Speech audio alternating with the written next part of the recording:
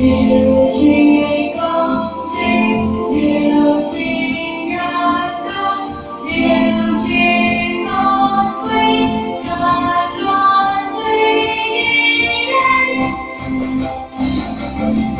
Nghe lời thánh kinh với thầy, đi hành có tham một ngày. Điều gì công chính, điều gì nhân đức, điều gì ngôn quý, ngàn loạn suy nghĩ đến. Nghe lời thánh kinh với thầy, đi hành có tham một ngày. Đi hành lời Chúa với anh.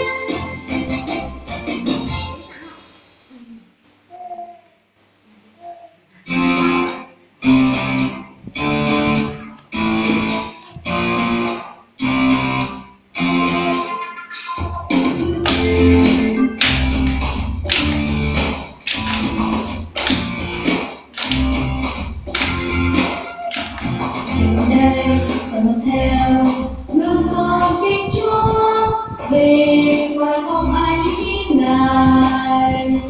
Đừng ở đây cần thương yêu thương tha thứ, sống với mọi con quý mọi nơi. Chúa đang kính Ngài, quý kính yêu Ngài, ơi các hồn và tâm trí này. Quý mến mọi người, quyết sống chân thành, vươn trên con tràn trên suốt đời con.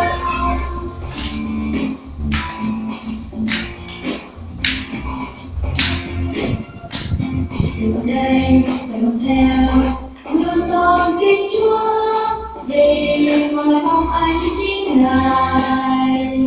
Đừng ở đây cần thương yêu thương